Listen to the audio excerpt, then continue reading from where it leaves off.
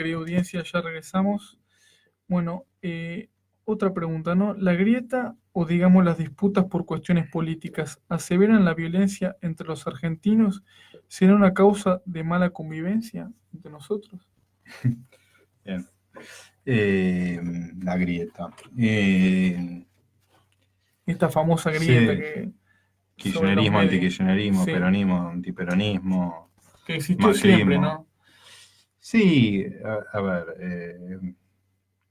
siempre hay enfrentamientos sociales y eh, Es como un tiempo cíclico, como diría Todorov, ¿no?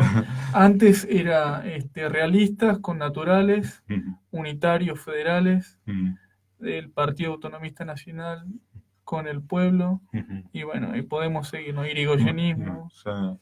Eh, bueno, ahí hay también digo, ¿no? muchos autores que hablan de la imposibilidad de constituir una nación o una hegemonía y Sí. que eso puede llevar a estos enfrentamientos. Si bien es cierto lo que decís vos, Fer, digamos que siempre hubo y que siempre hubo dos bandos, no siempre se vivió de la misma manera, ¿no? Ujú. Eh, ¿Cómo sería? No siempre se vivió y de esa no, manera. bueno, esa tensión en ciertos momentos tiene mayores picos, digamos, de mayor tensión y en Sí, sí, otros momentos de menor tensión, sí. ¿no? Cuando, o sea, cuando se identifica a una, a una mitad o digamos, a una porción importante de la sociedad como la enemiga, bueno, hay distintos momentos, digo, en un momento cuando los argentinos éramos derechos humanos y del otro lado estaba los subversivos, se llevó adelante, digamos, la desaparición de 30.000 compañeros y compañeras. Entonces, Y en ese digo, momento sincrónica la violencia sí era en ese momento legítima o bueno, estaba, está ¿no? legitimada, pero bueno, ahí también habría que discutir cuán Sí, legitimada estaba. Porque si era legítima, ¿por qué se llevó adelante de manera clandestina, de clandestina. manera ilegal? Digo. Entonces, sí, es cierto que había cierta aceptación social, pero también hubo mucha mentira, silenciamiento. Si no, no se entendería por qué se escondieron a los desaparecidos, por Hubo qué. mucho habeas Digo, corpus, ¿no? bueno, En ese también, sí. momento. Eh, Nada, yo creo que en la sociedad conviven distintos proyectos de cuál es la nación, cuál es la orientación que debemos tener. Creo que también conviven en nuestro pueblo múltiples enfrentamientos, digamos, ¿no? El peronismo, antiperonismo, ahora kirchnerismo, Yo creo que el macrismo ha sido muy inteligente, muy astuto en construir un relato y ha tenido mucho poder para hacerlo, mucha ayuda en los medios de comunicación y del Poder Judicial para instalar este enfrentamiento que puede ser legítimo porque la sociedad piensa distinto sobre ciertas cosas, pero yo creo que le ha convenido muchísimo a la consolidación. Yo creo que solamente es posible que Macri sea competitivo en las elecciones solamente porque existe la grieta. Digamos. Y Yo creo Cambridge, que la grieta la han fomentado a un nivel, y yo creo que ya hace mucho tiempo, pero que hoy es muy claro, esta es una opinión totalmente personal, pero mi posición personal es que solamente Macri tiene alguna chance porque existe la grieta, digamos. Si nosotros hubiésemos podido desarmar la grieta, yo creo que estaría clarísimo que el macrismo no tendría futuro político en este país. Pero creo que ellos han logrado interpelar un nervio real, digamos, de enfrentamiento, de división, pero creo que en este sentido la oposición, digamos, el proyecto del Frente de Todos, eh, ha leído un poco eso, ¿no? En donde esta idea de que es necesario desengrietar, esa palabra horrible, ya grieta es feo, desengrietar peor, pero digamos, como pensar una composición que busque ampliar y pueda concentrarse en una construcción que no se siente en ese lugar. Esa es mi visión, sé que hay otros compañeros y compañeras no piensan lo mismo, pero creo que cuando uno lee la estrategia política de Cambiemos, Juntos para el Cambio, cuando lee los columnistas los intelectuales orgánicos del bloque dominante hoy, y solamente tienen estos argumentos, a mí me preocupa que nosotros reproduzcamos los mismos argumentos. Y creo que además que es difícil poder construir una sociedad mejor, más plural, democrática, emancipada, a partir de la grieta. Yo creo que es difícil poder construir desde la grieta. Esto no quiere decir que no existan diferencias, y en algunos casos tal vez irreconciliables, en algunos puntos. No sé si con esto contesté un poco lo contestaste. El gobierno asegura que hubo una baja en la tasa de secuestros y de robos con respecto al año pasado. ¿Te parece esto cierto o posible en medio de esta grave crisis económica en que estamos sumergidos? ¿Nos está mintiendo con respecto a estas cifras? Creo que son distintos, digamos. Una cosa son los secuestros y otra cosa son los robos. Bueno, como vuelvo a decir, yo creo que no está directamente asociado los robos o los hechos de inseguridad comunes a la cuestión económica, ¿no?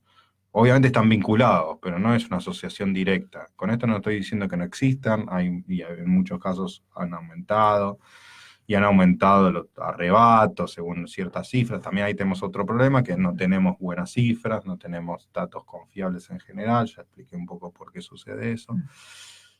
Los secuestros son cosas distintas, ¿no? Secuestros, entiendo que hablas de secuestros extorsivos, y los secuestros extorsivos vinculados a pedidos de rescates económicos. Esos son distintos porque también la fenomenología de esos delitos son distintos. Ahí también hay secuestros muy sofisticados y hay secuestros menores, digamos, de retenciones menores. No hay ningún secuestro extorsivo que pida un rescate por un tiempo considerable que no tenga cierta protección policial o institucional, digamos. Con lo cual, ahí no está vinculado a la cuestión económica, sino a de qué modo el poder político conduce la fuerza de seguridad y a los sectores, digamos, marginales o cercanos a esos aparatos institucionales. ¿Qué tan insegura en verdad es la Argentina? ¿Es un infierno de la delincuencia o violencia endémica como nos muestran los medios de comunicación? Bueno, después de todo lo que hablamos, yo lo que diría es, la Argentina está en una situación de vulnerabilidad, digamos, donde hay un sinnúmero de violencias. Creo que hay violencias de distintos tipos, de distintos conflictos que generan angustia, preocupación, sentido de vulnerabilidad en nuestras poblaciones. No siempre estamos lo suficientemente conscientes para poder distinguir unas de otras. Creo que en este momento hay violencias económicas clarísimas, ¿no? La angustia que generan no saber si llegar a fin de mes, no poder hacer una medida de fuerza porque la patronal nos va a dejar en la calle y hay una gran cantidad de compañeros y compañeras que están buscando trabajo. Eso genera un nivel de violencia, de disciplinamiento grandísimo. Con esto me va a decir, te estás haciendo el tonto y no estás contestando si hay robo o no hay robo, si eso genera violencia. Por supuesto, también hay robos, hay violencias más vinculadas al delito urbano, eso también en situaciones de crisis suele incrementarse porque se incrementa la desesperación, digamos, ¿no? Entonces también hay distintos tipos de violencia. Lo que yo digo es que no son directos, hay mediaciones culturales, hay mediaciones, digo, porque las situaciones de crisis generan aumentos de otras cosas, como pueden ser los consumos problemáticos de drogas, de alcohol, digamos que eso también generan pautas de discordias y de conflictividades, con lo cual, obviamente en una situación que gana el neoliberalismo, que se producen ajustes económicos, que la gente gana menos dinero, que no llega a fin de mes, que hay desempleo, que aumenta la pobreza, obviamente es una sociedad más insegura, por supuesto es una sociedad más insegura. No necesariamente porque aumenten los delitos, aunque en general también pueden aumentar, ¿sí? Además, ahora, eso es un infierno, y bueno, es una figura religiosa la del infierno. Depende con qué lo comparemos, digo. Y después yo lo diría acto seguido, es decir, bueno, tampoco la sociedad argentina es igual en sí misma, digamos. No es lo mismo el infierno que pueden vivir quienes viven en un asentamiento los que viven en un... Digo, infierno es claramente el de una mujer que el marido la caga a trompadas todos los días o todas las semanas. Digo, eso sí es un infierno. Infierno es vivir en una cárcel. Infierno es vivir en ciertos lugares de la ciudad donde para entrar te cobran peaje y donde hay un tranza vendiendo falopa en la esquina. Son situaciones de infierno. Digo, infierno es donde entrar a un lugar y la policía te requisa todo el tiempo por tener el color de la piel distinta. O sea, hay distintos Un niveles tormento psicológico y hay físico. distintos tipos de infierno. Sí. Ahora, digo, a mí no me gusta tanto porque, bueno, digo, o sea, creo que es una figura que atormenta, digamos, que solamente genera, digo, no sé, no me gusta como la mejor imagen. Creo que hay situaciones de violencia desiguales. Ahora, si lo comparamos con otros lugares del mundo, y bueno, claramente no está, digo, si comparamos las cárceles, hace un momento dije que vivir en una cárcel es un infierno. Ahora, las cárceles argentinas en general comparadas a las de otros lugares de América Latina y son menos infierno que en otros. Digo, vivir en un asentamiento en la Argentina seguramente es menos infierno que vivir en otro lugar. Digo, con lo cual siempre esas situaciones depende con qué lo comparemos. Depende de la patria que nos merecemos, una patria, digamos, más emancipada, igualitaria, democrática, donde se respeten los derechos humanos, y sí, hay un montón de situaciones de infierno. ¿Vos percibís que desde el 2015 hasta ahora la penetración del neoliberalismo desarticula la comunidad organizada y los valores del altruismo, la frugalidad, la empatía, la solidaridad con el otro se han perdido y ampliando este concepto de meritocracia instalado por el oficialismo y los medios masivos de comunicación en esta especie de darwinismo social, no de esa competencia entre nosotros que somos iguales?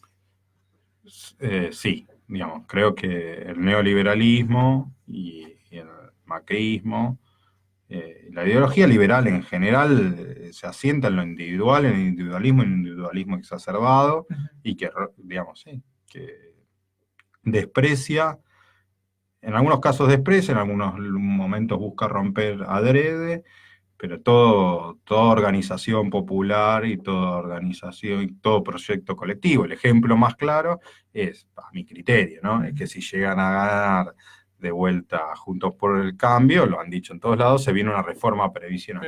¿Qué es una reforma previsional? Es terminar con un sistema solidario de reparto, digamos, de solidaridad intergeneracional y horizontal, y pasar a un sistema como las AFJP, que es de capitalización individual, que es como si tuviésemos una caja de ahorro y poniendo, y no me importa la suerte de mi compañero o mi compañera, sino importa de cuánto yo logro ahorrar y acumular, que también es falso, pero digo, donde hay una lógica individual de acumulación personal, contra una idea de que a través de una solidaridad intergeneracional, bueno, es un ejemplo clarísimo de cómo el neoliberalismo apuesta por el individualismo y no por la organización colectiva.